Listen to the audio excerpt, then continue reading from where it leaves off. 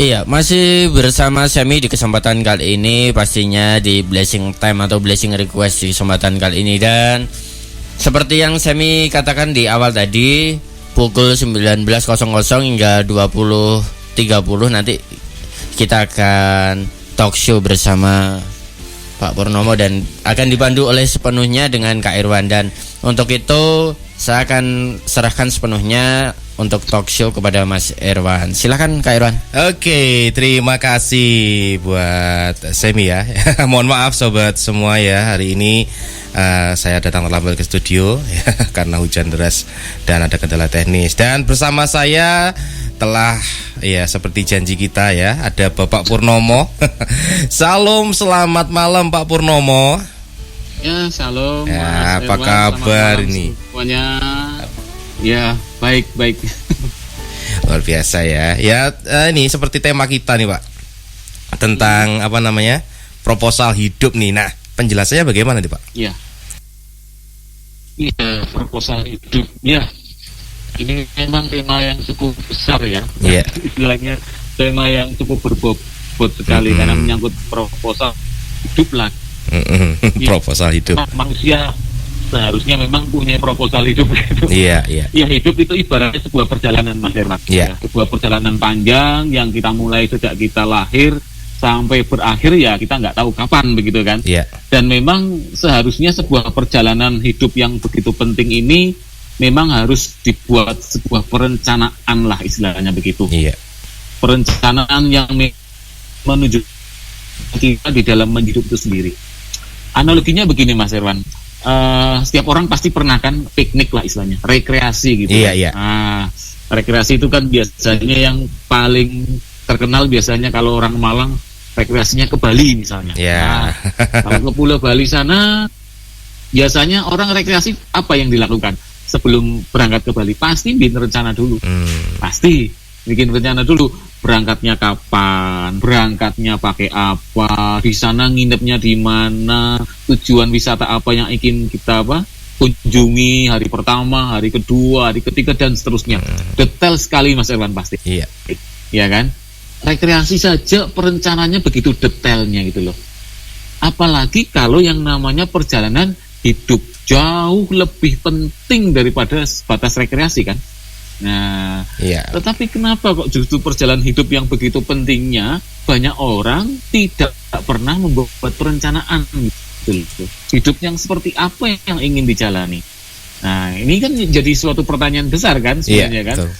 Aneh gitu loh, kalau hanya untuk wisata saja kita bikin rencananya begitu detail. Tapi kenapa hidup yang begitu penting justru kita jarang membuat perencanaan. Oke lah kalau bikin perencanaan, tapi apakah bisa detail? Sama seperti kita membuat rencana detail untuk suatu rekreasi. Nah, ini pertanyaan pertama ini Mas. Ya kan? Saya kembalikan ke ini pada sobat Blessing, gimana? Apakah memang mereka merasa bahwa hidup ini suatu perjalanan yang penting atau tidak, sehingga perlu atau tidak dibuat yang namanya proposal hidup? Itu pendalanya dulu Mas Irwan. Iya, betul. Ya. Ya, oke. Sekarang bagaimana dengan proposal hidup sendiri? Apakah proposal hidup seperti apa yang harus kita buat kalau memang itu suatu hal yang penting dalam perjalanan suatu hidup itu sendiri? Iya. Proposal hidup yang dibuat tuh harus berdasarkan apa? Harus berdasarkan peta sukses yang direncanakan oleh kita dengan penuh kesadaran. Harus berdasarkan peta sukses yang kita buat, kita rencanakan dengan penuh kesadaran kita. Nah, peta sukses ini adalah sebuah peta perjalanan hidup kita. Apa yang ingin kita alami, apa yang ingin kita lakukan, yang kita miliki di masa depan saat kita menyusuri jalan panjang kehidupan ini. Itu namanya peta sukses. Jadi sudah jelas sekali apa yang akan kita alami. Saya pengennya begini, saya pengennya begitu. Nah, itu harus didetailkan dalam sebuah peta sukses. Dan ini yang saya sebut sebagai proposal hidup, itu Mas Irwan. Iya. Jadi memang perlu perencanaan di dalam kita hidup ini ya Pak ya. Iya betul sekali lah, kan saya udah memberikan contohnya kan, iya, bahwa yang namanya kegiatan rekreasi saja kita melakukan perencanaan begitu detail kan. Nah, apalagi suatu perjalanan hidup Perjalanan rekreasi yang hanya paling 3 hari atau 1 minggu lah paling lama, itu aja detailnya sedemikian rupa kan. Lah perjalanan hidup yang begitu panjangnya gitu loh, berpuluh-puluh tahun, kenapa kok kita nggak buat rencana gitu loh? Kenapa? Apakah kita ingin mengalir begitu saja seperti aliran air begitu? Nah, kan kita harus buat suatu rencana. Dan itulah yang namanya proposal hidup. Gitu. Lalu ada kaitannya nggak Pak dengan dunia alam bawah sadar dan sebagainya, tentang, karena Bapak kan yang di Gria hipnoterapi Malang itu ya. Tentunya kalau mengenai proposal hidup dan sebagainya itu kan ada kaitannya begitu. Ada penjelasannya nggak ke sana itu? Iya, memang benar. Karena kami sebagai pengelola dari Gria Hipnoterapi Malang, dan memang kami mendalami bidangnya teknologi pikiran. Jadi apa yang ingin kami bagikan pun saat ini kepada Sobat Blessing adalah sesuatu yang memang dilihat dari sudut pandang teknologi pikiran. Oke. Yang pertama, yang terpenting pemahamannya adalah bahwa manusia itu diciptakan itu ditakdirkan ya Mas Erwan, itu takdirkan untuk sukses sebenarnya, untuk berhasil gitulah. Oke. Tetapi seringkali manusia itu mencampur adukan atau tidak membedakan antara yang namanya takdir dengan nasib gitu loh. Seolah-olah takdir dan nasib itu sama begitu loh. Ya kan? Betul. Oh, memang takdirnya sudah begitu, memang nasibnya udah begitu. Tidak. Takdir dan nasib itu berbeda. Takdir itu pada dasarnya setiap manusia itu ditakdirkan untuk baik adanya, sukses, berhasil, itu takdir manusia. Ya kalau bisa melihat kan nggak mungkin kan Tuhan mentakdirkan orang untuk menderita kan nggak mungkin gitu ya. Gagal nggak mungkin kan gitu loh. Takdirnya baik adanya. Tetapi nasib itu yang menentukan adalah manusia. Nasib itu di tangan manusia. Bagaimana manusia diberi kebebasan oleh Tuhan, bagaimana manusia mengupayakan dalam hidupnya untuk menjadikan hidupnya itu menjadi lebih baik. Nah, upaya secara sadar dari manusia ini dalam menentukan nasibnya harus diawali dengan proposal hidup, agar hidupnya yang dijalani nanti berhasil sama persis dengan yang ditakdirkan oleh Tuhan. Tuh, itu kaitannya di sana Mas Irwan. Jadi disinkronkan gitu ya Pak ya? Iya betul, sinkronkan. Iya. Soalnya ada orang yang takdirnya memang udah baik dari Tuhan, tetapi nasibnya kan kadang-kadang ada yang gagal. Ada yang nasibnya itu ya mohon maaf miskin sampai dia meninggal gitu.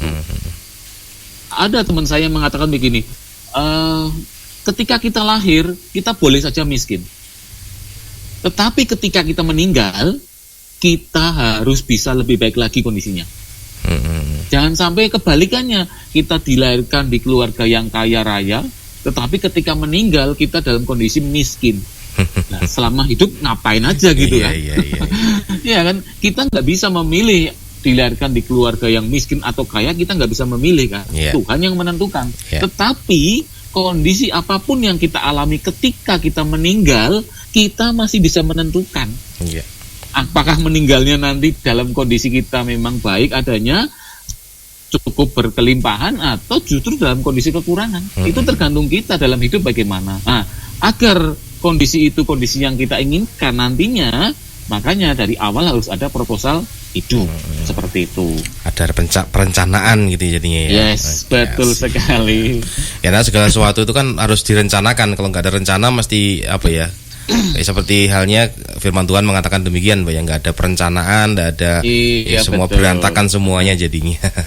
Oke Pak Purnomo, ini kayaknya pembahasannya seru banget nih. Tapi kita akan putarkan satu buah pujian dulu Pak ya, biar asik gitu ya. Oke. Ya, Sobat Blessing, saya akan putarkan satu buah pujian untuk Anda ya, dan kami akan kembali sesaat lagi. Selamat mendengarkan. Tuhan Yesus memberkati.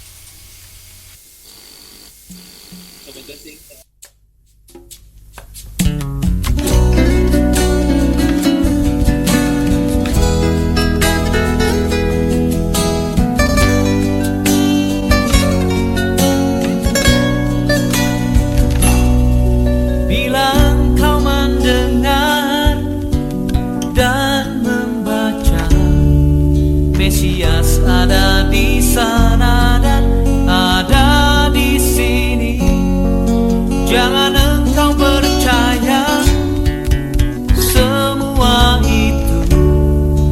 tiada manusia yang tahu.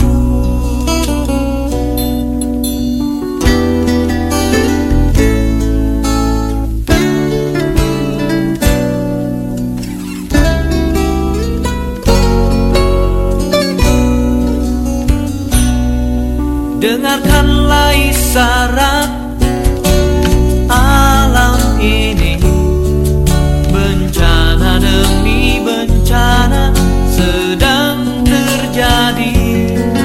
Yakinlah semua ini satu tanda peringatan kepada kita semua. Marilah kita siap sedia, taat dan tajam berdoa. Anak manusia segera datang. Bila kau lihat peristiwa ini,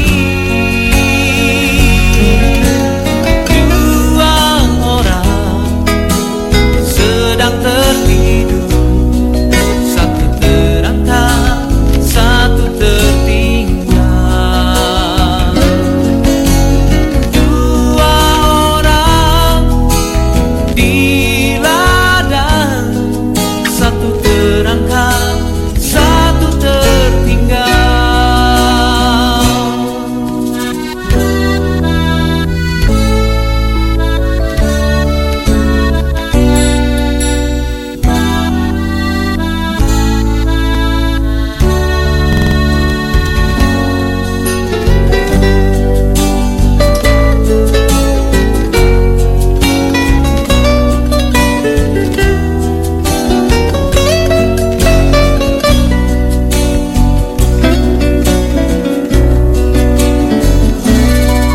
Dengarkanlah isyarat alam ini, bencana demi bencana sedang terjadi.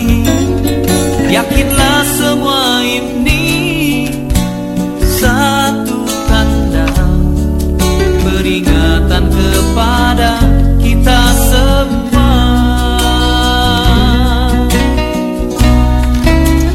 Marilah kita siap sedia, taat dan tajam berdoa. Anak manusia segera datang. Bila kau lihat peristiwa ini, oh, dua orang sedang tertidur, satu terangkat, satu tertinggal. Dua orang di ladang, satu terangkat, satu tertinggal. Dua orang sedang tertidur, satu terangkat, satu tertinggal. Dua orang di ladang, satu terangkat, satu tertinggal. Satu terangkat, satu tertinggal. Jangan sampai kita tertinggal. Blessing time.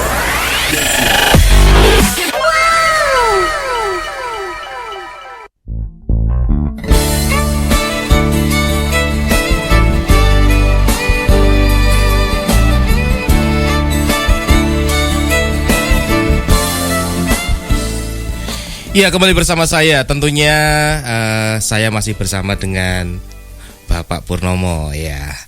Pak Purnomo masih bersama saya ya. Oh iya. Masih Luar terus Mas biasa. Irwan.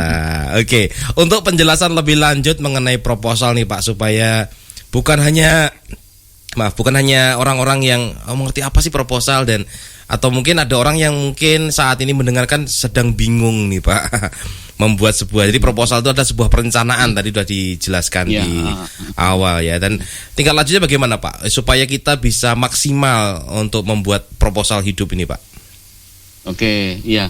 Memang proposal itu kan dibuat dengan kesadaran kita sendiri sebagai seorang manusia kan.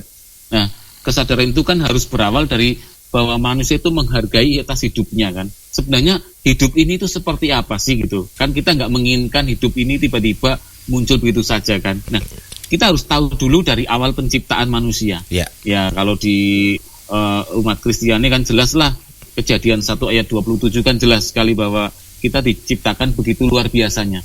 Kehidupan manusia kan seperti itu. Nah, yang kedua bahwa setiap manusia itu pada dasarnya ketika diciptakan itu diciptakan untuk menjadi seorang pemenang loh Mas Evan. Iya. Untuk menjadi seorang pemenang. Benar-benar ketika diciptakan itu manusia itu sudah menjadi seorang pemenang. Buktinya ilmiah begini. Jelas dalam suatu proses pembuahan antara sel sperma dengan sel telur kan. Iya. Ketika terjadi ejakulasi dari seorang laki-laki, itu jumlah sel spermanya itu rata-rata itu bisa sampai 250 juta loh. Nah, Iya. dari 250 juta sel sperma itu yang berhasil membuahi sel telur hanya ada satu iya. sel. Kadang-kadang Betul, kan itu diri kita kan. kalau kembar ada artinya 2 apa? Pak. Betul, oke. Secara umum kan Iya. satu lah. Oke.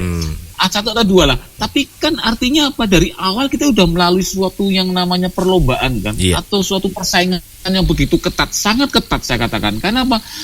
Kita adalah pemenang dari 1 dibandingkan 250 juta. Ya. Iya, kalau bukan pemenang nggak mungkin kita hidup kan, karena pasti kita akan nggak jadi sebagai seorang manusia gitu loh.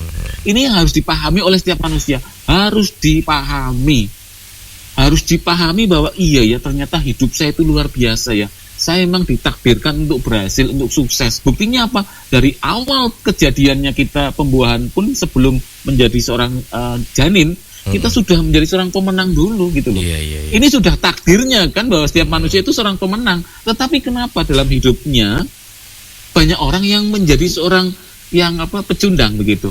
Kenapa? Ya kan? Salah satu faktornya adalah masalah proposal hidup, masalah peta sukses yang tidak pernah dibuat oleh orang tersebut gitu loh. Jadi hidupnya hanya mengalir saja gitu ya, ikuti kayak aliran air saja gitu kan.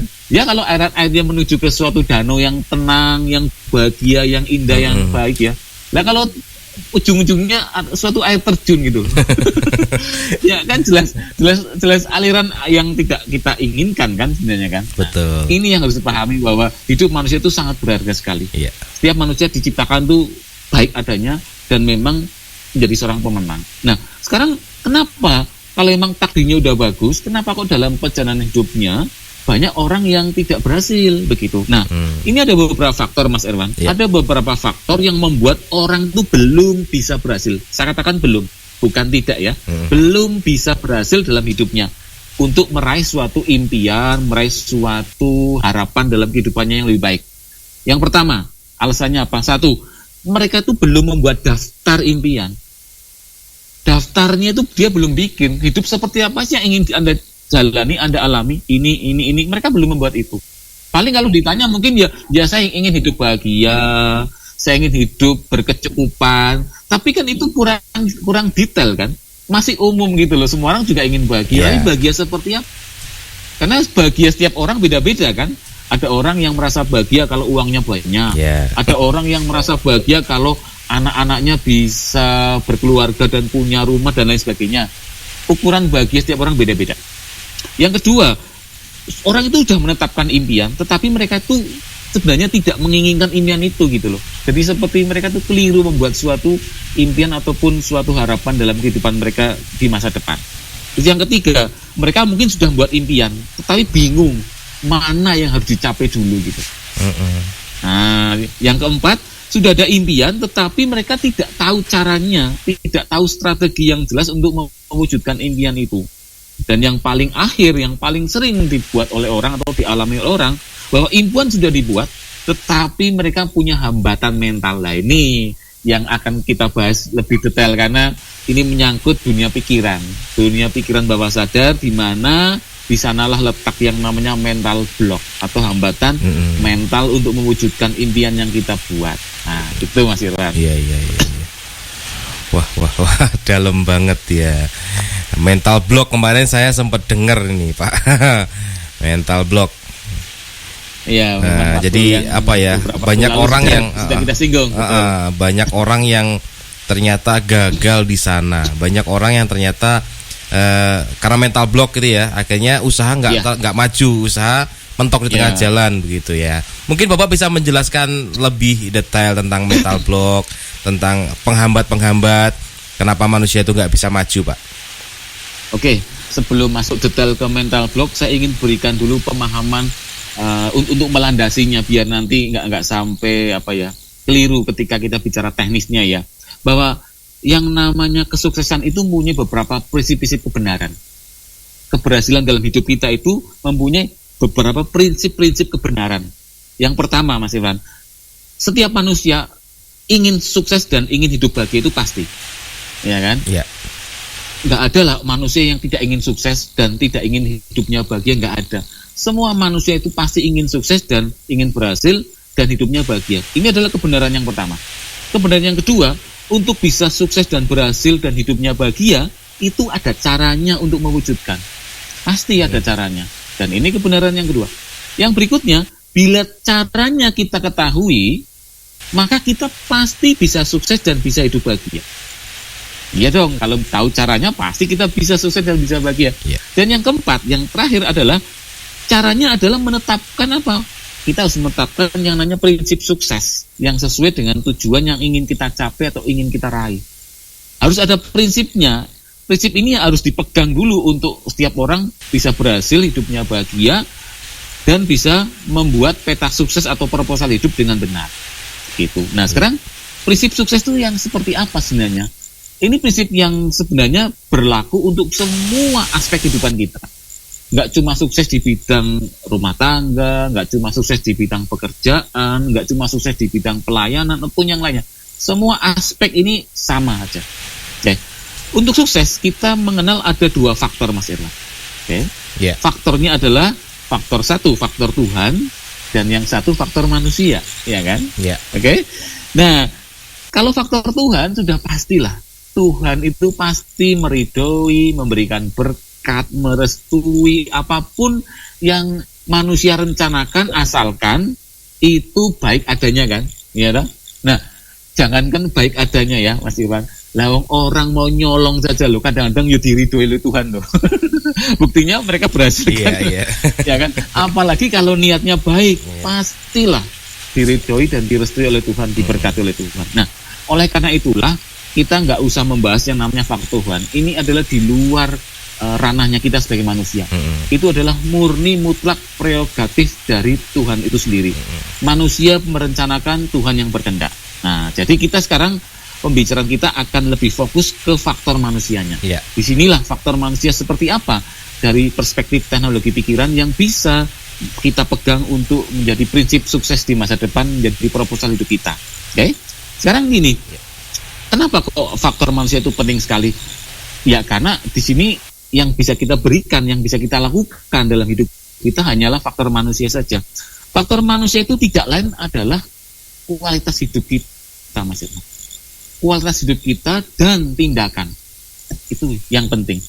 Kualitas hidup itu sendiri itu menyangkut beberapa hal. Baik yang pertama impian, baik itu keyakinan diri, kemudian ucapan syukur, kemudian keikhlasan atau pasrah, dan yang terakhir ada doa. Sedangkan yang namanya tindakan itu menyangkut sesuatu hal yang kita lakukan secara nyata dalam kehidupan ini yang didukung oleh pengetahuan dan keterampilan yang benar, seperti itu. Nah, karena memang ini menyangkut semua aspek kehidupan kita, ya, otomatis saya tidak akan bisa membahas lebih jauh tentang tindakan yang nyata. Karena tindakan nyata ini pasti membutuhkan suatu pengetahuan khusus, keterampilan khusus gitu loh. Kalau misalnya Pak, saya ingin sukses menjadi seorang pengusaha di UKM gitu kan. Ya kan kita tidak tahu UKM yang seperti apa dulu gitu kan. Oh, kalau UKM bidangnya makanan ya otomatis butuh pengetahuan dan keterampilan makanan juga kan. Dan saya tidak tahu tentang makanan seperti itu. Jadi yang ingin saya bahas di sini bukan tentang tindakan nyatanya seperti apa, tetapi bagaimana meningkatkan kualitas hidup itu. Karena ini yang paling penting dan ini yang seringkali menjadi masalah bagi manusia. Dan ini yang menjadi hambatan mental dari manusia adalah kualitas hidup yang belum baik. Dan ini yang seringkali dilupakan. Manusia lebih sering memikirkan bagaimana tindakan actionnya kan. Tindakannya harus luar biasa atau bahasa kerennya itu massive action. Jadi tindakannya itu berapi-api gitu, penuh semangat gitu loh. Tetapi seringkali tidak berhasil, ya kan? Makanya ada orang di luar sana kelihatannya dia tuh nggak begitu melakukan tindakannya terlalu masif ya, terlalu luar biasa tindakannya, tetapi hidupnya sangat menghasilkan misalnya. Tapi ada orang yang sampai kerjanya luar biasa, sampai pulangnya malam, kerja sampai 14 jam, banting tulang, banting piring segala misalnya gitu. Tetapi hasilnya cuma segitu saja. Jadi ada sesuatu hal yang menjadi prinsip dari keberhasilan seseorang itu yang tidak tergantung dari tindakan mereka sebenarnya. Apa itu? Nah, ini yang disebut dengan kualitas hidup dari setiap orang. Ini yang jauh lebih menentukan keberhasilan orang, kesuksesan orang di masa depan. Dan ini yang menjadi syarat kita untuk membuat proposal hidup dengan benar, yaitu kualitas hidup diri kita masing-masing. Itu Mas Irwan. Iya. Luar biasa ternyata ya. Tadi memang harus ada ini ya Pak, pola pikirnya harus diubah ya. Kalau mau sukses ya pola pikirnya harus pola pikir yang sukses ini ya. Bukan pola pikir orang ya. Yang maunya sukses tapi pola pikirnya ya nggak berubah gimana? Misalnya kan susah juga seperti itu ya. Jadi membahas lebih dalam tentang pola pikir. Nah, ini bagaimana mempengaruhi pola pikir kita supaya kita ini tindakan kita juga bukan tindakan ya, tapi kita berpikir sukses dan itu bisa beralih kepada perilaku atau tindakan kita, Pak. Jadi itu dipengaruhi ya. Pola pikir kita itu mempengaruhi pola kerja, pola nyata gitu ya. Ya, itu nanti ada di aspek kedua yang akan saya jelaskan. Wah, asik. Tadi kan tentang kualitas diri itu kan tadi ada 5 bagian kan. Untuk meningkatkan kualitas diri itu kita harus melihat dari 5 hal ini. 5 hal ini adalah sesuatu yang sangat penting sekali. Dan yang tadi ditanyakan oleh Mas Irwan itu ada kaitan dengan yang nomor 2 nanti. Yang pertama adalah impian jelas. Yang kedua adalah keyakinan. Nah ini, keyakinan ini yang tadi Mas Irwan katakan bahwa seringkali orang ingin sukses tetapi tindakannya kadang tidak berkesesuaian kan gitu kan, atau hasilnya pun juga belum berhasil. Nah, yang ketiga itu ada rasa syukur, yang keempat ada yang namanya kepasrahan ataupun ikhlas, dan kelima doa. Oke, saya akan menjelaskan satu persatu tentang bagian-bagian daripada cara kita meningkatkan kualitas diri. Yang pertama impian. Semua orang pasti tahulah, mereka-mereka yang pernah mengikuti Sobat Blessing, yang pernah mengikuti yang namanya seminar motivasi ataupun apalah pengembangan diri gitu, mereka pasti diajarkan untuk membuat impian pasti. Tapi kenapa? Seberapa penting impian itu harus dibuat dalam kita menciptakan suatu proposal hidup? Impian itu begitu pentingnya. Iya. Contohnya begini Mas Irwan, kalau misalnya ada suatu perang itu misalnya ya antara 2 negara atau dua kubu, pasti kan mereka menggunakan yang namanya peluru kendali, misil gitu kan. Nah, peluru kendali itu nggak mungkin di-on-kan, tidak mungkin diluncurkan sebelum targetnya dikunci. Pasti begitu kan. Targetnya dikunci dulu, koordinatnya dikunci dulu, disetting dulu dari komputer. Kalau sudah disetting dengan benar, barulah misil itu diluncurkan. Artinya harus ada target dulu dibuat, baru peluru kendali itu diluncurkan.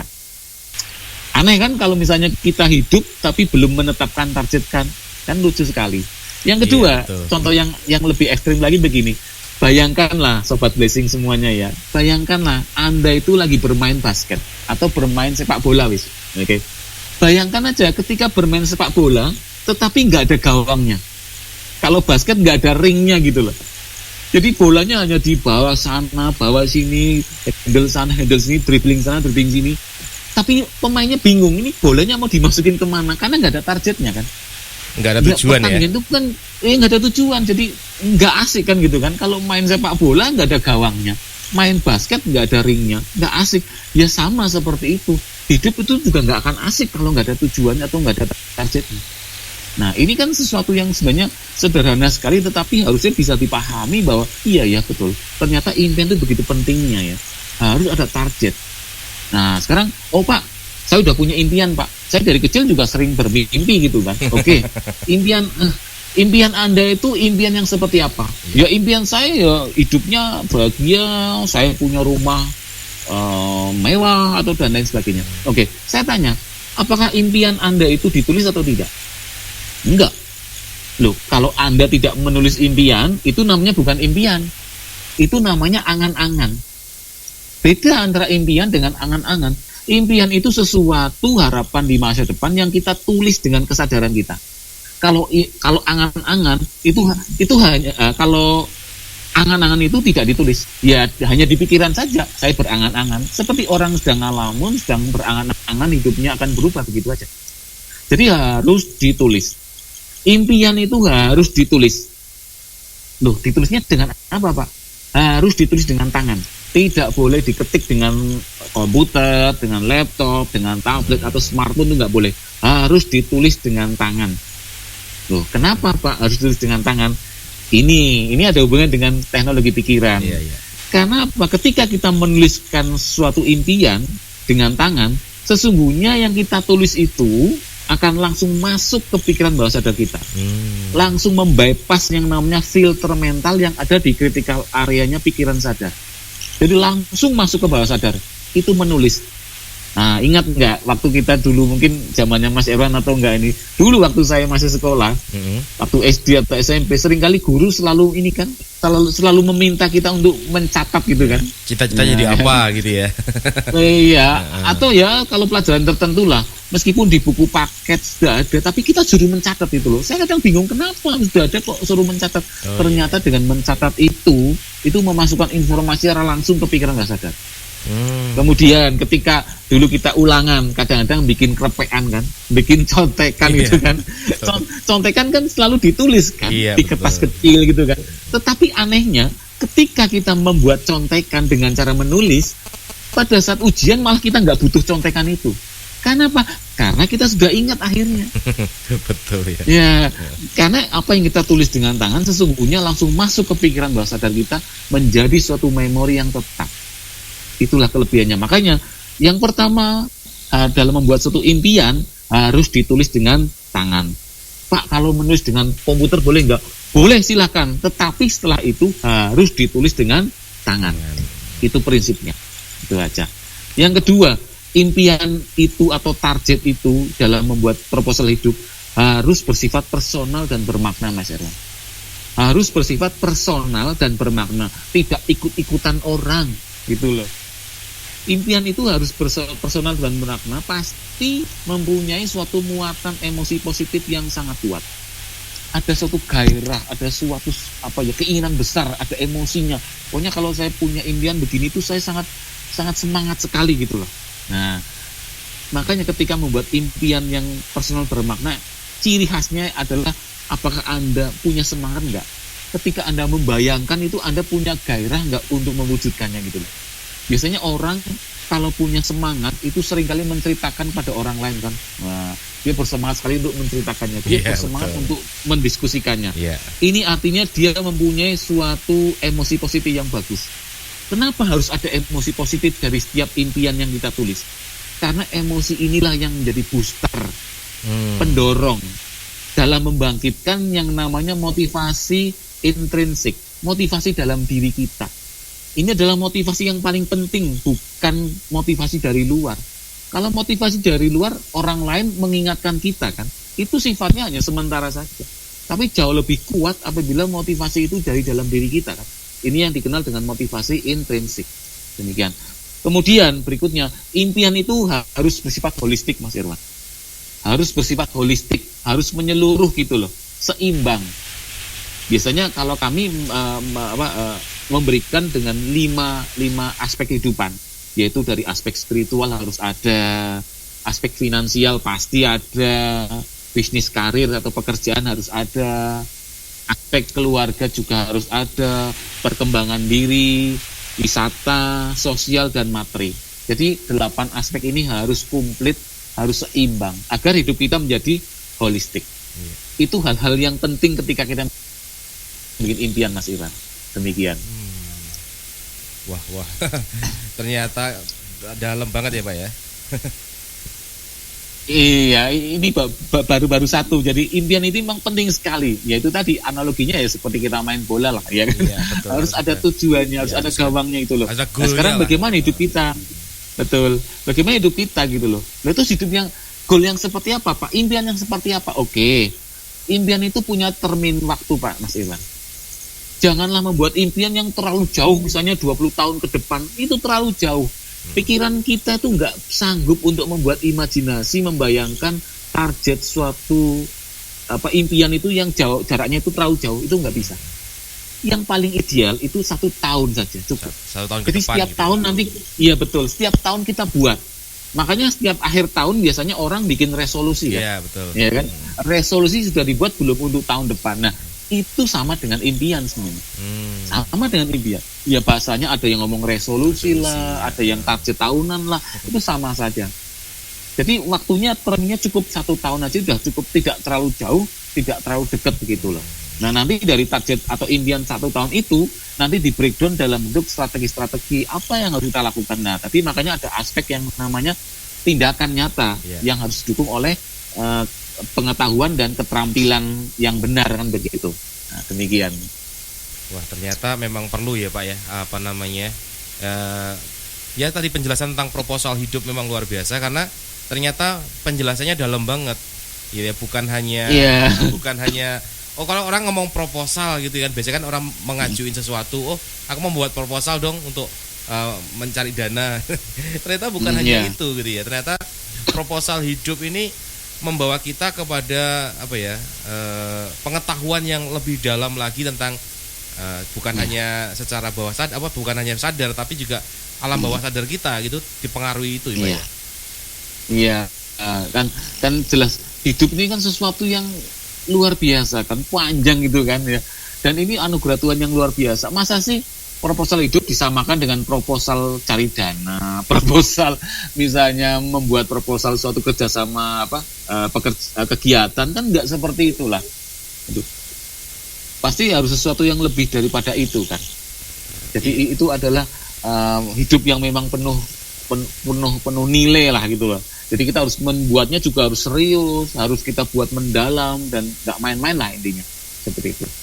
Iya, karena kalau ngomongin proposal itu kan konotasinya begitu Pak. Makanya perlu penjelasan secara detail supaya sobat-sobat blessing ini mengetahui. Karena yang banyak orang tahu ya namanya proposal itu membuat sebuah pengajuan, membuat sebuah catatan, ingin mengajukan sesuatu kan begitu ya Pak ya.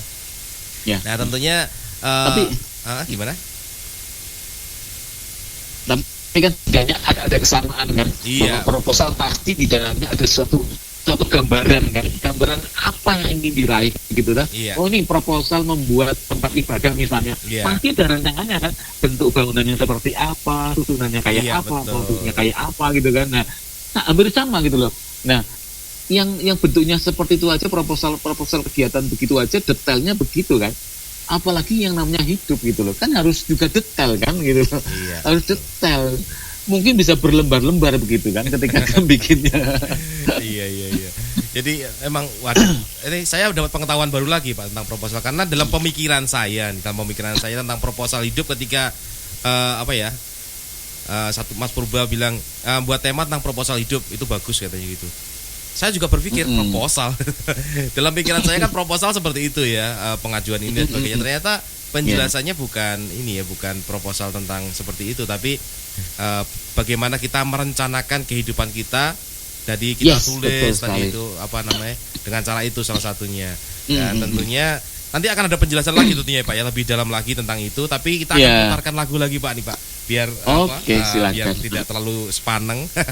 Tentunya satu buah pujian akan kami hadirkan ke ruang dengar blessing, sobat blessing semua. Selamat mendengarkan. Tuhan Yesus memberkati.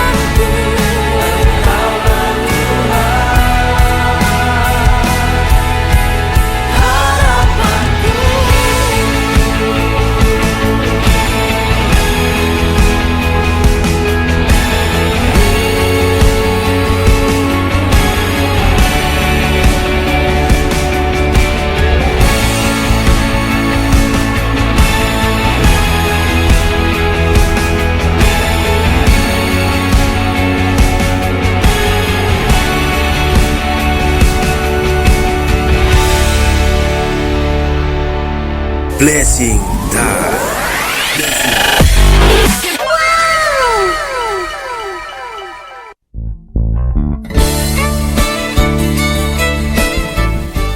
Oke, kembali bersama saya tentunya. Masih bersama saya Bapak Purnomo.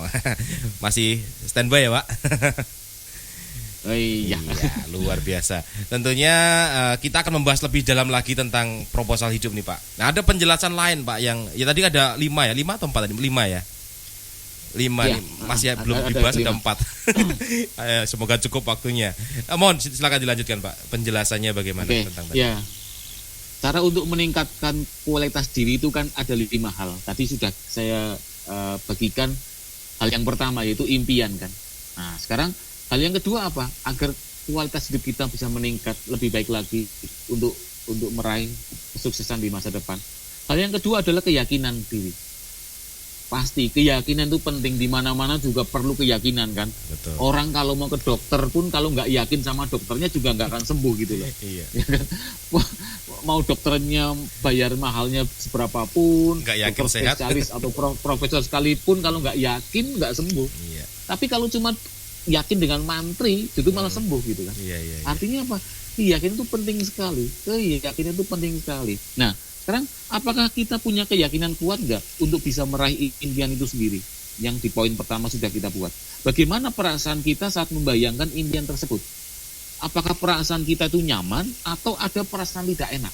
Nah, cek dulu aja. Bayangkan impian yang kita buat tadi. Impian yang sudah kita buat dalam proposal hidup itu, kita bayangkan seolah-olah impian itu sudah tercapai, sudah terwujud. Nah, pada saat kita membayangkan, kita lihat perasaan kita, Mas Erlan.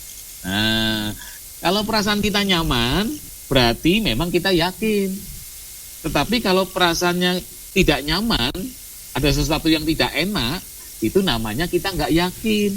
Nah, ketidakyakinan ini sesungguhnya adalah mekanisme atau komunikasi dari pikiran bawah sadar kita ke pikiran sadar kita sebenarnya. Iya. Memang ketidakyakinan inilah yang menghambat kita, yang kita sebut dengan mental block. Oh iya. Demikian.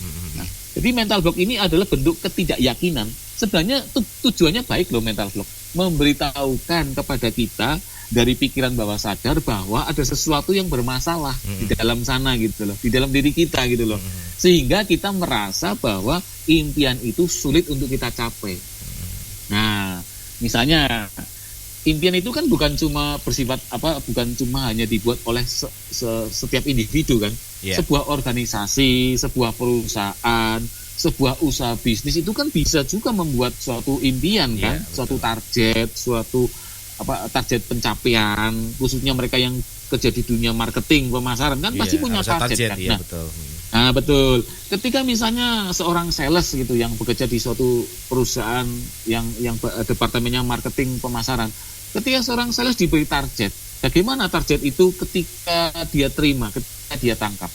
Apakah ketika dia tahu targetnya sebesar itu, bagaimana perasaan dia pertama kali ketika tahu target itu? Nah, ketika ada perasaan tidak nyaman, berarti ada suatu penolakan. Nah, penolakan ini sebenarnya yang disebut dengan mental block. Selama penolakan atau mental block ini belum dibereskan, maka kita akan sulit sekali untuk mencapai target yang sudah kita tetapkan. Ini harus dibereskan dulu, Mas Eta. Harus dibereskan dulu sebelum melangkah ke hal yang ketiga, keempat, dan kelima gitu loh. Karena ini poin yang paling penting sekali memang di sini. Oke lah, membuat impian boleh, membuat target boleh. Wah, target saya adalah, karena saya sebagai karyawan misalnya, target saya adalah tahun depan saya dapat kenaikan gaji 50%. Tanya aja, yakin nggak Anda? Biasanya mereka ngomongnya, yakin gitu kan. Yakin. Sekarang kita cek. Ketika Anda ngomong yakin itu, bagaimana perasaan Anda? Itu aja. Perasaan adalah cara komunikasinya bawah sadar kepada kita loh, Mas. Jadi itu nggak boleh dianggap sepele gitu loh. Sekarang silakan semua pendengar sobat blessing ya, apapun hidup Anda, pasti saya yakin Anda punya rencana, punya suatu target, suatu tujuan, dan itu adalah bagian daripada proposal hidup Anda. Misalnya, saya punya target tahun depan saya harus lulus wisuda, lulus sarjana misalnya. Oke, bayangkan diri Anda lulus. Bayangkan dalam pikiran Anda diri Anda sedang wisuda. bagaimana perasaan Anda? Nyaman Pak, saya senang sekali. Oke, berarti Anda yakin pasti bisa terjadi itu. Tetapi ketika Anda membayangkan wisuda, tetapi yang terbayang adalah sulitnya membuat skripsi gitu ya, sulitnya bertemu dengan dosen killer gitu kan, sehingga dia merasa nggak nyaman ya. Ketika membayangkan itu semuanya, itu ada hambatan mental, dan itu akan menjadi masalah bagi Anda untuk mencapai tujuan Anda. Ini contoh bagi seorang mahasiswa gitu kan. Iya, betul. Dan ini berlaku untuk setiap orang. Yang SMA pun juga bisa. Oh, saya SMA, target Anda apa? Saya ingin ranking 1 misalnya di kelas. Bayangkan aja Anda ranking 1. Apakah Anda nyaman nggak membayangkan ranking 1? Itu aja. Ketika Anda tidak nyaman membayangkan, berarti ada hambatan mental. Itu aja. Oh, ibu rumah tangga. Ibu rumah tangga sekarang kan banyak sekali yang berbisnis, Mas Irwan ya. Yeah. Bisnis online gitu kan. Betul. Banyak sekali bisnis online. Oke, Anda ingin membuat target apa dalam bisnis online itu? Oke, saya ingin targetnya 3 bulan ke depan, targetnya bisnis online saya mempunyai omset misalnya menjadi 2 kali lipat dari omset di bulan ini. 3 bulan ke depan harus omsetnya 2 kali lipat. Anda bayangkan saja nilainya. Ketika Anda membayangkan nilainya dengan omset 2 kali lipat, bagaimana perasaan Anda? Dan tolong harus jujur, karena ini untuk kebaikan kita sendiri kan, Ya, harus jujur. Ketika Anda merasa nyaman, oke, jalan. Berarti Anda punya keyakinan. Tapi ketika Anda tidak merasa nyaman ketika membayangkan impian itu, artinya ada ketidakyakinan atau yang namanya hambatan mental. Ini harus dibereskan dulu. Jadi yang namanya keyakinan itu harus ada di 2 ranah. Harus saling terkait, yaitu yakin di ranah pikiran sadar, yaitu ketika kita ngomong begini, apakah Anda yakin? Yakin. Itu adalah ranahnya pikiran sadar. Yeah. Tetapi juga harus yakin di ranahnya pikiran bawah sadar, yaitu apa? Perasaan nyaman. Seringkali orang ngomong, kamu yakin nggak impian itu tercapai? Yakin nggak kamu bisa jadi juara kelas? Yakin nggak kalau penjualannya bisa naik 50%? Yakin. Itu hanya pikiran sadar kan? Yeah. Pikiran bawah sadarnya gimana? Tanya sama perasaan Anda. Ketika perasaan Anda mengatakan nyaman dan enak-enak saja, berarti Anda yakin di pikiran bawah sadar. Tetapi ketika perasaan Anda tidak nyaman, berarti pikiran bawah sadar tidak mendukung Anda untuk meraih apa yang Anda inginkan. Ini yang namanya hambatan mental. Itu Mas Irwan. Wah. Jadi dalam banget ternyata pemahaman tentang mental block nih Pak ya. Karena mungkin nanti kita akan buat sesi tentang pembahasan tentang mental block nih Pak. Bagaimana terbentuknya, bagaimana mengatasinya. Itu mungkin ada pembahasan khusus nggak kalau tentang mental block? Iya, perlu.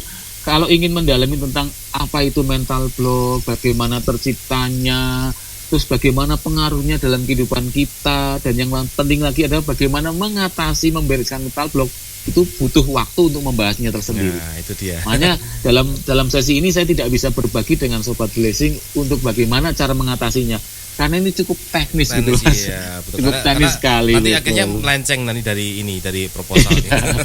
Karena nanti mungkin next kita akan bahas tentang itu Pak, tentang mental block nih secara khusus nih. 1,5 jam membahas tentang mental block nih. Apa aja sih kendalanya, apa aja sih yang harus diatasi gitu ya.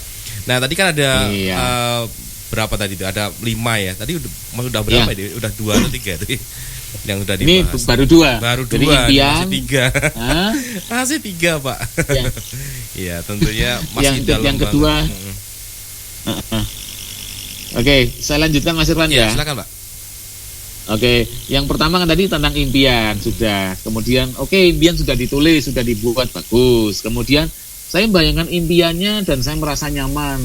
Oke, berarti Anda yakin. Sekarang kita masuk tahap yang ketiga. Tahap ketiga ini tahap yang sudah sedikit sifatnya lebih religius gitu loh. Karena kita menyangkut yang namanya bersyukur Mas Irwan. Bersyukur gitu lah. Nah, bersyukur kan kebiasaannya orang-orang selalu mengkaitkan untuk sesuatu hal yang sudah kita terima ya Mas Irwan. Ya kan? Kalau kita menerima suatu berkat, menerima suatu rezeki, baru kita bersyukur kan? Ya kan? Kalau begitu tuh semua orang bisa, ya kan? Tetapi syukur yang seperti apa yang ingin saya bagikan? Rasa bersyukur ini adalah mensyukuri segala sesuatu yang sudah kita terima dan akan kita terima. Nah, ini yang beda.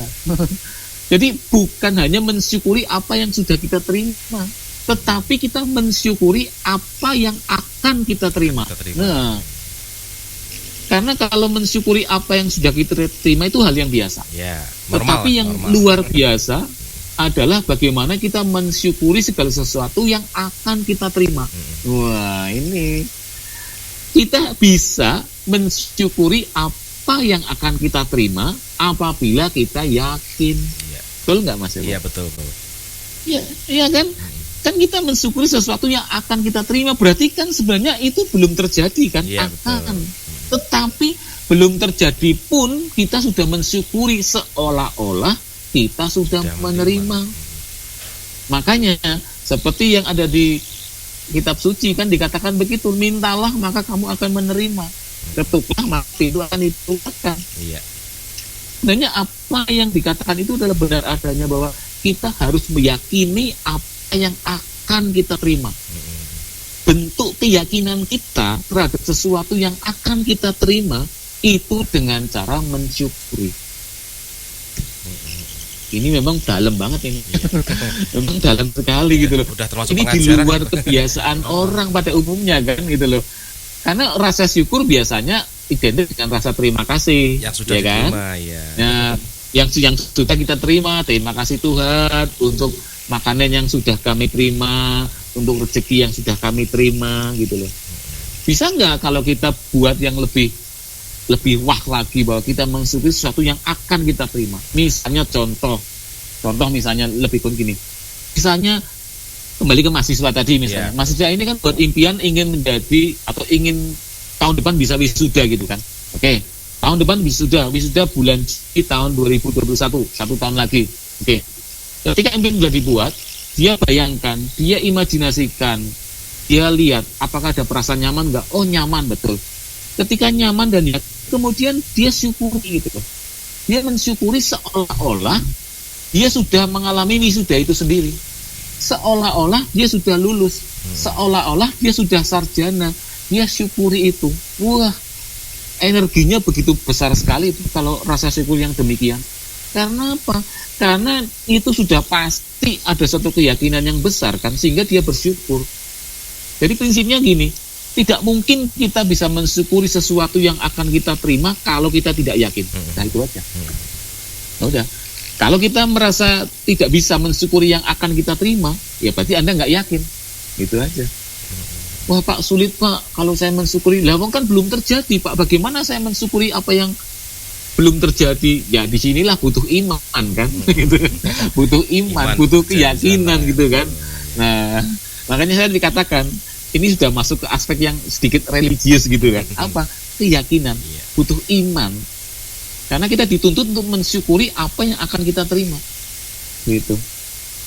Coba rasakan misalnya malam-malam hari begini, ketika kita berdoa misalnya, katakan aja gini misalnya, Tuhan terima kasih untuk makan malam hari ini yang sudah kami nikmati, dan juga terima kasih untuk sarapan besok pagi. Orang pasti mendengarnya rada aneh gitu kan. Loh, kan besok pagi kan belum terjadi, kenapa harus disyukuri? Loh, justru kalau kita mensyukuri yang belum terjadi berarti kita yakin kan, Besok pagi yakin bahwa itu pasti terjadi gitu kan. Iya, betul sekali. Ini sesuatu yang luar biasa betul. Dan kalau orang bisa melakukan ini dengan baik, saya yakin pasti dia akan hidupnya pasti lebih baik lagi lah, lebih berhasil lah gitu. Dan ini tidak gampang memang, tidak setiap orang bisa melakukan tahapan ini memang. Karena butuh suatu keyakinan yang besar, butuh iman yang besar. Ya, rata-rata manusia. Itu yang ketiga kan, Mas Irwan.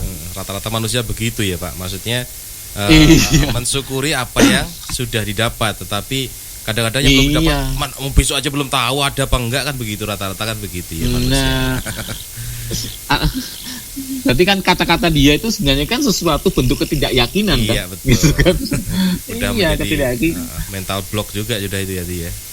Betul sekali. Oke, luar biasa. Ternyata ucapan syukur itu dalam penjelasannya seperti itu. Jadi mempengaruhi banget, Pak. Mempengaruhi banget dunia alam bawah sadar kita ternyata ya. Iya, betul. Nah, sekarang saya tambahkan lagi. Bagaimana cara bersyukur yang benar sih? Nah, apakah hanya cukup dengan kita ngomong ya Tuhan terima kasih gini? Enggak. Kita harus melakukan satu hal juga dalam kita mengucapkan syukur. Yeah. Cara yang paling mudah untuk bersyukur adalah dengan cara melihat ke bawah. Dalam arti bukan melihat ke bawah, melihat ke orang-orang yang masih ada di bawah kita gitu loh. Jangan selalu melihat ke atas gitu kan. Kalau kita melihat ke bawah, pastilah kita merasakan syukur gitu loh. Bayangkan orang-orang yang di pinggir jalan yang mungkin setiap harinya belum tentu makan 3 kali sehari, mungkin makannya 1 kali sehari. Pasti kita merasakan syukur. Itu cara paling mudah. Atau yang kedua, dengan cara apa? Kita menuliskan, Mas Irwan. Menuliskan hal-hal apa yang pantas kita syukuri selama pagi hari tadi sampai malam hari ini. Dan ini paling bagus kalau dilakukan pada malam hari sebelum tidur. Di-review. Dituliskan. Betul, dituliskan. Apa yang pantas Anda syukuri sejak pagi sampai malam hari ini. Dan ini memang sesuatu yang sudah terjadi, betul. Ditambahkan apa yang Anda inginkan terjadi untuk esok hari. Nah, begitu. Itu Anda syukuri juga. Itu adalah cara untuk mensyukuri. Setelah dituliskan ucapan syukurnya itu, Anda rasakan kembali. Anda rasakan kembali rasa syukur itu. Misalnya contoh tadi pagi tadi pagi saya bisa terhindar dari sepeda motor jatuh misalnya. Saya bersyukur diingatkan bisa lebih waspada. Oke. Ya kita rasakan rasa syukur itu setelah kita tuliskan. Pasti kita ada suatu energi kan, ada suatu perasaan nyaman, perasaan bahagia gitu loh, karena kita mensyukuri itu. Nah, inilah yang menjadi kekuatan kita sebelum kita mengakhiri suatu hari di malam. Karena energi itu sangat penting sekali, itu energi syukur itu kekuatannya besar sekali. Pastilah setiap orang pasti bisa merasakan kok Mas Irwan, energi syukur seperti apa. Coba bayangkan aja, ketika kita mensyukuri satu hal, pasti ada perasaan nyaman di hati kita. Iya, pasti. Betul, damai. Pasti ada perasaan bahagia itu. Nah, itu energi sebenarnya. Itu energi psikis, itu energi mental, dan itu energinya besar banget kalau kita bersyukur. Besar sekali. Apalagi kalau udah didukung dengan keyakinan di tahapan yang kedua tadi, akan lebih besar lagi. Itu. Jadi cara bersyukur yang paling efektif adalah itu. Menuliskan apa yang sudah kita terima, yang sudah kita alami sebagai rasa syukur, dan merasakannya kembali dengan cara apa? Membayangkan kembali ulang apa yang sudah terjadi itu. Itu tahapan yang ketiga, itu tahapan bersyukur. Nah, sekarang saya lanjutkan lagi untuk tahapan yang berikutnya, yang keempat, yaitu ikhlas ataupun pasrah gitu loh. Nah, ini sesuatu yang penting juga. Karena apa? Orang tidak bisa pasrah kalau tidak yakin. Betul. Jadi, orang harus yakin dulu baru bisa pasrah. Pasrah ini berbeda dengan putus asa, Mas Ito. Nah. Orang seringkali menyamakan ya antara pasrah dengan putus asa ya. Kadang mereka ngomong gini, udahlah pasrah ini udah nasibku begitu kan. Ini sudah aku wis pasrah bonggoan atau wis pasrah apalah. Nah, itu sebenarnya kata-kata itu lebih cenderung ke arah putus asa ya. Iya, cuman menggunakan kata-kata pasrah. Tetapi sebenarnya yang ada di dalam hati orang itu sebenarnya putus asa. Bedanya apa sih antara putus asa dengan pasrah? Kalau putus asa itu, orang itu tidak akan melakukan apa-apa lagi sih, berhenti. Tetapi kalau orang yang pasrah, setelah dia memasrahkan, dia tetap melakukan suatu tindakan untuk mewujudkan impian itu. Jadi masih tetap berusaha, tetap melakukan sesuatu hal. Iya. Nah, dan yang menjadi definisi pasrah sesungguhnya, pasrah itu sebenarnya adalah tidak melekat pada hasil akhir. Jadi yang namanya pasrah itu tidak melekat atau tidak bergantung pada hasil akhir. Hasil akhirnya itu tercapai ya alhamdulillah. Kalau hasil akhirnya itu belum tercapai atau gagal, ya puji Tuhan. Itu Pak. Iya. Itu namanya pasrah. Tidak melekat pada hasil akhir. Karena hasil akhir itu urusan Tuhan. Iya.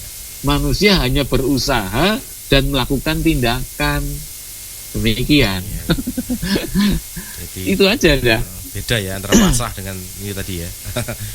Pasrah dan putus asa. Kadang-kadang orang menggunakan kata yang sama tapi konotasinya berbeda ya Pak ya. Iya. Katanya pasrah, ya, pasrah, ternyata putus asa gitu. Iya. Ya kan orang biasanya biar kelihatan religius. Saya udah pasrah lah sama Tuhan. Loh, itu bukan pasrah, itu putus asa. Putus asa, iya. Iya. Ketika kita sudah pasrah, tidak mempermasalahkan hasil akhir, berakhir, justru kita malah merasa lebih nyaman loh. Iya. Karena kita sudah mengantisipasi kan, kalau berhasil ya kita syukur, puji Tuhan, berarti kan sudah mengantisipasi kan, Iya. mengantisipasi apapun yang akan terjadi nantinya gitu loh. Iya. Kalau orang yang putus asa kan seolah-olah dia belum menyiapkan diri apabila dia gagal. Ya kan? Iya. Kalau berhasil, setiap orang nggak usah bersiap juga pasti nyaman-nyaman saja gitu kan kalau berhasil. Tetapi kalau gagal, tidak setiap orang bisa menyiapkan diri. Justru dengan pasrah itu, sesungguhnya kita sudah menyiapkan diri kita untuk berhasil dan juga sudah menyiapkan diri kita untuk gagal. Karena kita tidak melekat kepada hasil akhir. Betul, itu namanya pasrah. Fokus dengan apa yang kita lakukan saja. Nah, itu. Dan orang kalau tidak yakin, sulit untuk pasrah. Orang yang bisa pasrah, pasti orang itu yakin. Iya. Demikian Mas Irwan. Oke. Itu yang keempat. Sebelum ke ranah yang kelima nih Pak, kita putarkan lagu dulu nih. Oke. Ya. Oke, supaya silakan. tidak bosan nih, supaya kok warganet sih, saya biasa ngomong warganet, supaya sobat blessing ini mencerna dulu apa tadi yang didapat. Oh iya, ternyata ini dan sambil mendengarkan pujian tentunya ya. Sobat blessing, satu Oke, pujian untuk silakan. Anda. Selamat mendengarkan dan Tuhan Yesus memberkati.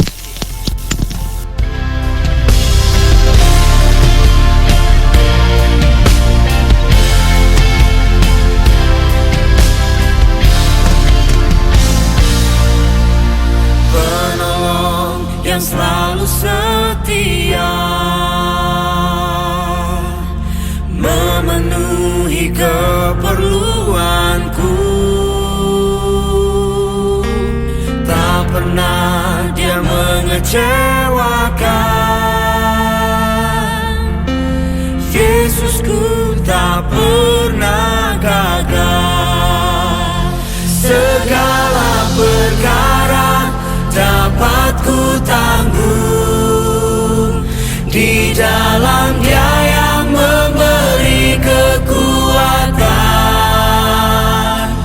Tuhan Yesus penolong dan sahabat, tetap percaya Tuhan setia.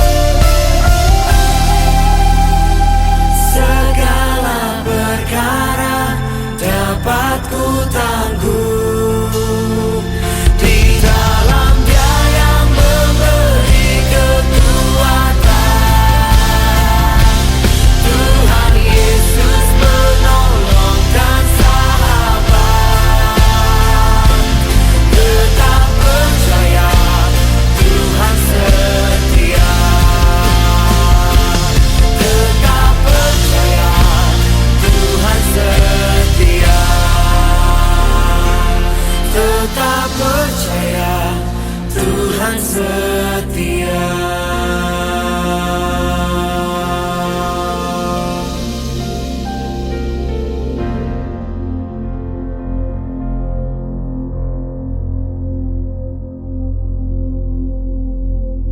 Blessing time.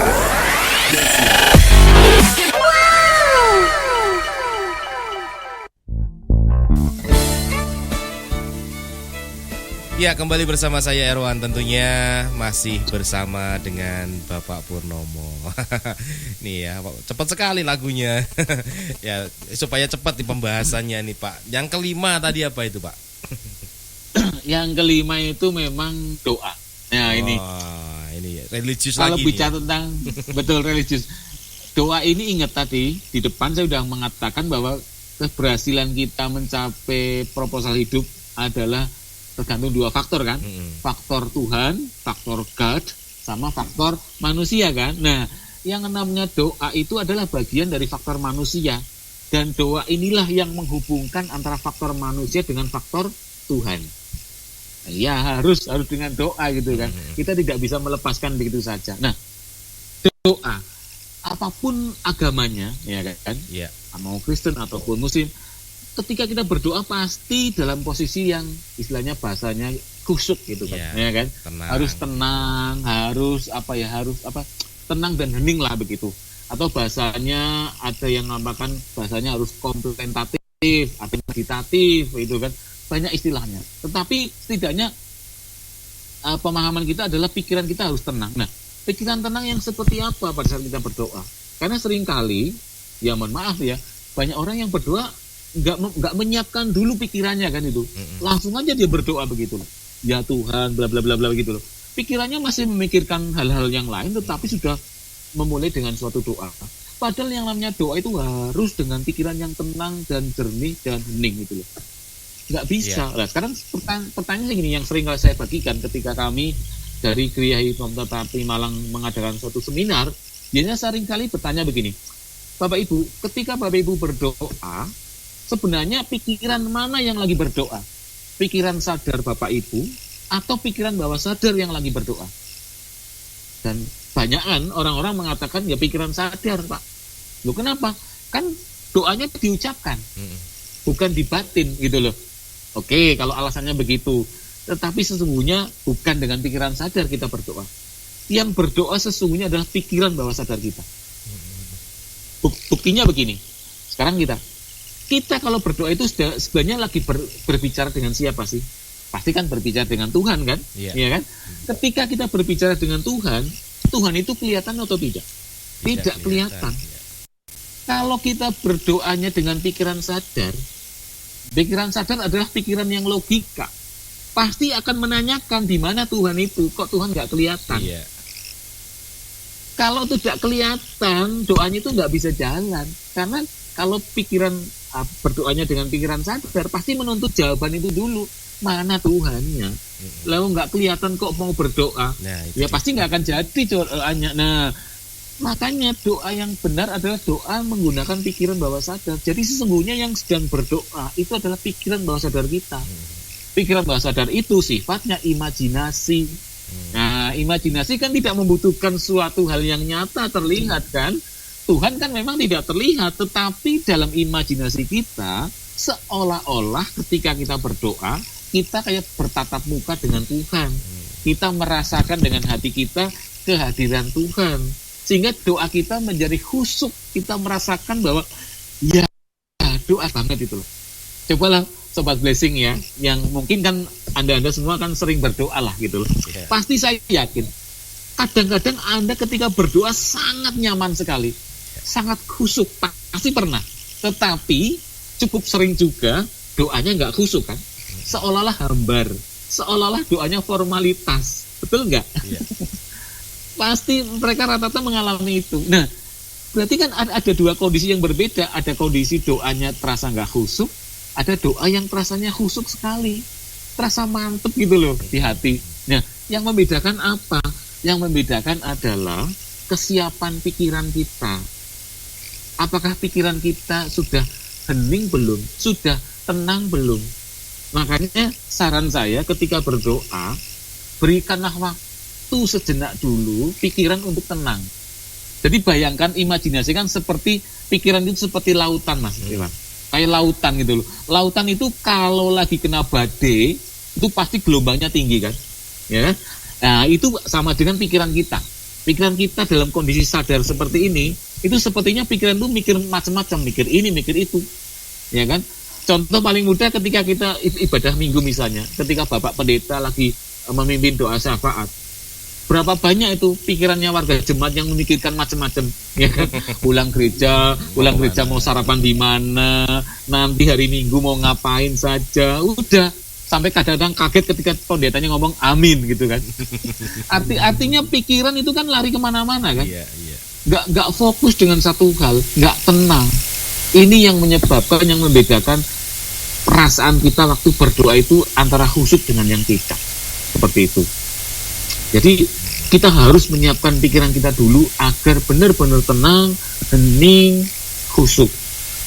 Dan kemudian kalau dihubungkan dengan teknologi pikiran, Mas Irwan ya, sebenarnya doa atau yang kita ucapkan itu dengan kata-kata itu, kalau dari tinjauan teknologi pikiran, doa itu sebenarnya sebuah sugesti loh, sebuah sugesti atau afirmasi kepada diri kita.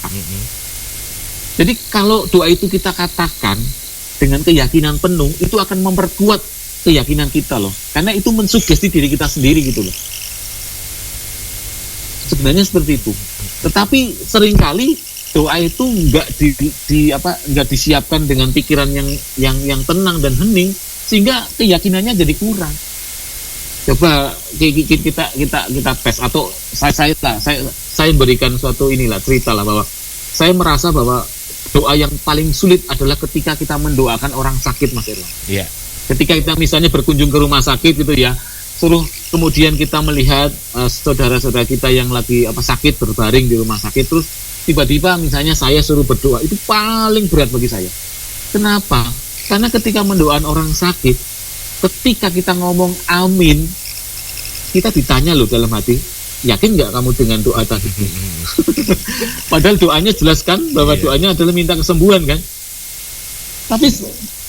Tapi seringkali kita merasa nggak nyaman gitu loh ketika ngomong amin gitu. Kenapa? Nah, misalnya nyun sewu, pasiennya dalam kondisi tidak sadar gitu loh. Kadang kita kan dilema gitu kan. Ini sembuh nggak ya orangnya? Kan Jangan-jangan malah meninggal. Jadi, lah iya kan itu loh. Akhirnya kan, makanya saya hanya meniru salah seorang pendeta senior dari GKJW ya, yang namanya Pak Pendeta Emeritus Sumadiono. Beliau tuh ngajarkan saya untuk berdoanya gini. Kalau mendoakan orang sakit, nggak usah fokus dengan kesehatan tubuhnya lah. Itu pasrahkan sama Tuhan saja.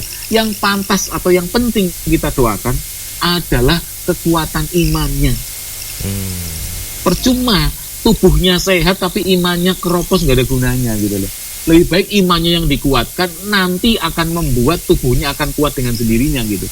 Oh iya, oke. Akhirnya sejak itulah saya lebih suka mendoakan demikian gitu loh. Lebih baik imannya yang kita doakan agar menjadi baik, demikian.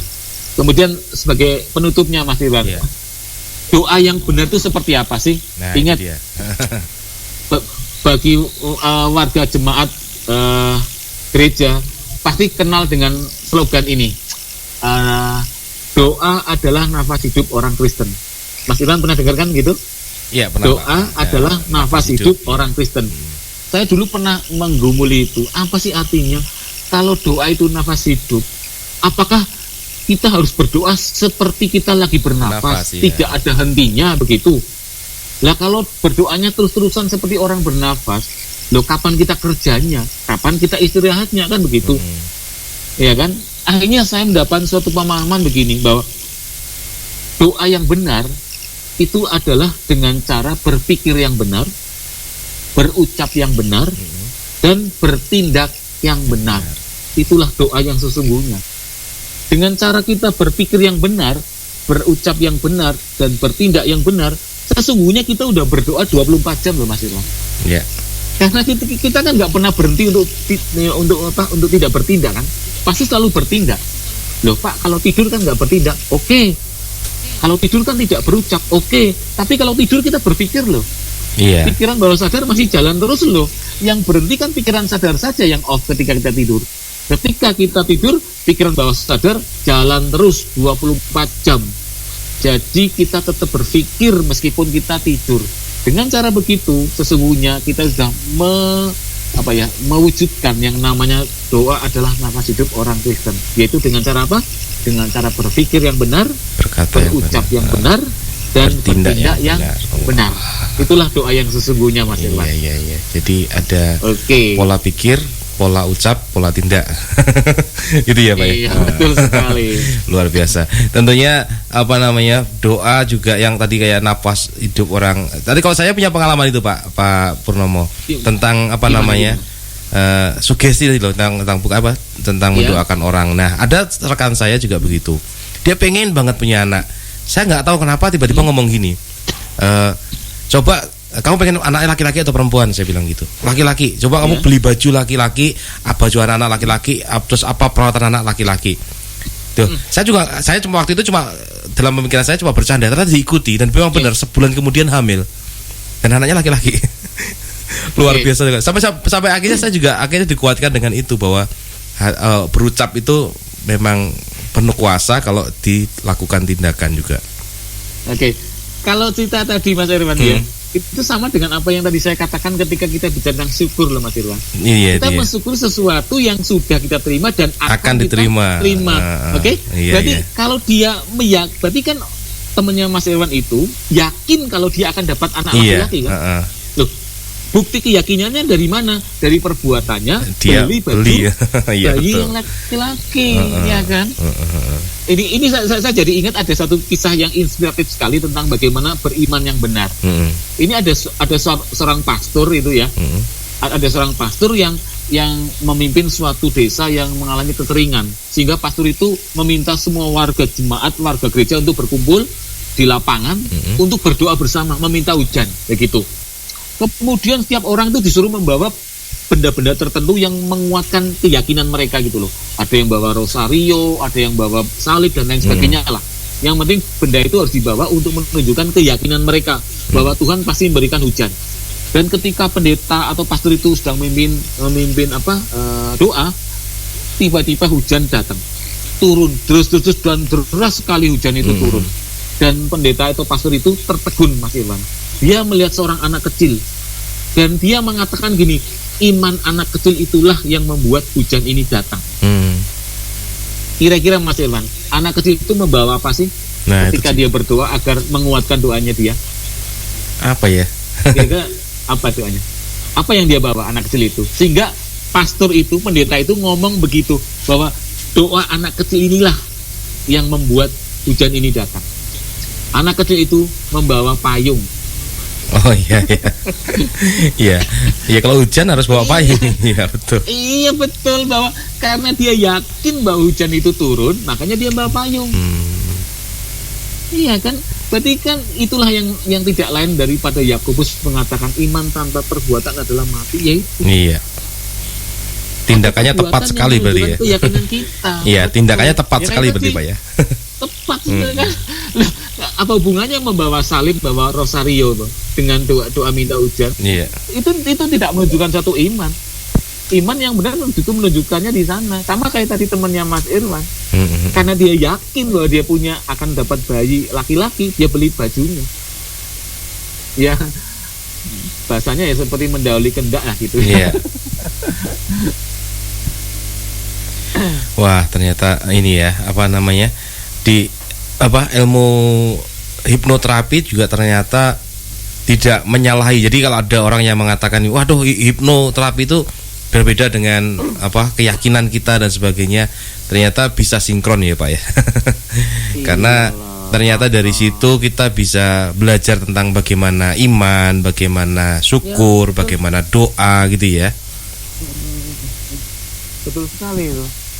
Memang demikian adanya. Jadi bukan hanya ya seperti orang-orang yang bilang, orang bilang ada yang bilang bahkan gitu ya, bahwa yang kemarin kan sempat kita bahas ya, itu tentang hipnosis dan sebagainya. Itu kan ada orang yang pemikirannya sudah negatif duluan begitu ya. Ternyata penjelasannya betul. ilmiah banget, bisa dipelajari. Ya, ini ada yang terakhir kali bahwa saya memberikan kesaksian Mas Iwan bahwa Iya. setelah saya menggeluti dunia hipnoterapi, menggeluti dunia teknologi pikiran gitu ya. Saya seolah kayak dianggap begini, wah, berarti Anda itu seolah mendewakan atau mentuhankan pikiran gitu loh. Loh tidak, saya tidak pernah melakukan itu. Pikiran adalah anugerah Tuhan, ya kan? Dan pikiran anugerah Tuhan, makanya saya menggunakan pikiran untuk hal-hal yang baik gitu loh. Dan saya akan mengutip satu ayat tulisan dari Rasul Paulus dari Filipi 4 ayat yang ke-8. Ini yang jadi benang merah saya gitu. Filipi 4 ayat yang ke-8 bunyinya begini. Jadi akhirnya saudara-saudara, semua yang benar, semua yang mulia, semua yang adil, semua yang suci, semua yang manis, semua yang sedap didengar, semua yang disebut kebajikan dan patut dipuji, pikirkanlah semuanya itu. Jelas kan? Perintahnya Paulus apa? Pikirkanlah. Nah kalau pikirkanlah kan ya harus dengan pemikiran kan, bagaimana cara berpikir yang benar itu loh. jadi sangat relevan banget lah, ada benang merahnya. Itu aja Mas Ewan. Wah luar biasa. Wah nggak kerasa ya, kita sudah 1,5 jam loh Pak. Tapi banyak yang kayaknya masih ada yang dalam lagi nih. Kayaknya kalau digali lagi 2 jam lagi itu masih dalam lagi kayaknya nih. Tapi karena waktu ya udah nggak memungkinkan untuk kita bersama tentunya. Bagi sobat-sobat blessing yang mau bertanya nih, karena masih ada waktu ya, mungkin ada waktu beberapa menit ya. Ya ini udah 1,5 jam sih sebenarnya. Tapi nggak apa-apa. Yang mau bertanya boleh langsung menghubungi nomor 081336369294, mungkin via WA ya. Yang mau bertanya tentang apapun ya, tentunya Pak Purnomo akan menjelaskan nanti pertanyaan itu. Dan di nomor, kalau mau telepon atau on air gitu bisa di nomor ini, nomor satunya ya, kemarin ada yang on air ya, nomornya Semi tentunya, yang mau bertanya ya. Ya, ini langsung di nomor 08233 514 5970. Tentunya yang mau bertanya setelah satu lagu ini ya, saya akan putarkan satu lagu, nanti ada yang bertanya, nanti Pak Purnomo yang menjawab. Nah, tentunya selamat mendengarkan dan Tuhan Yesus memberkati.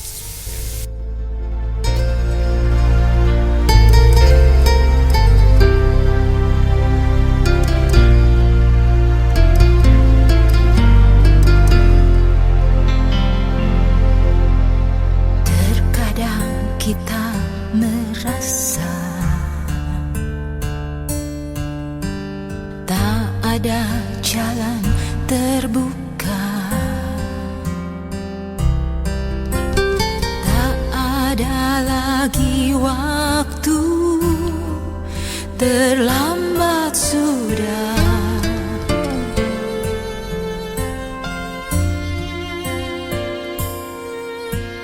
Tuhan tak pernah berdusta,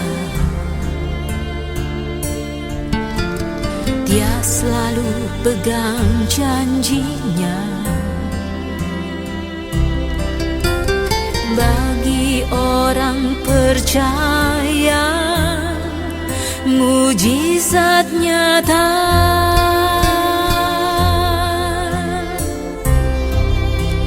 Dia mengerti, Dia peduli persoalan yang sedang terjadi. Dia mengerti, Dia peduli persoalan yang kita alami. Namun satu yang Dia minta, agar kita percaya sampai mujizat menjadi nyata.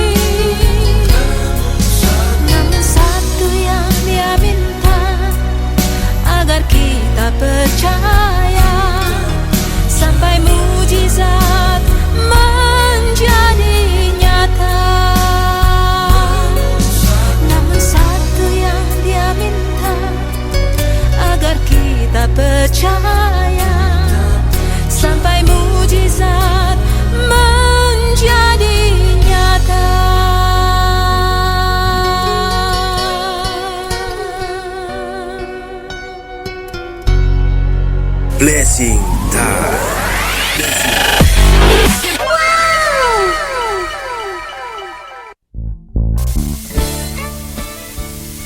Ya, kembali bersama saya Erwan, tentunya bersama saya masih Pak Purnomo ya. Tadi ada yang mau bertanya tapi ternyata di sana hujan, Pak. Jadi nggak bisa katanya, internetnya agak susah begitu ya. Tapi ya tidak mengurangi sukacita kita dan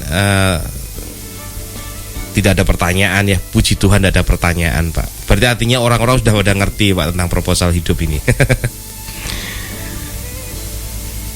Halo. Ya, Ya. Oke, Mas Iwan. Ya ternyata orang-orang udah pada ngerti, Pak, tentang proposal hidup. Jadi nggak ada yang bertanya. Puji Tuhan ini.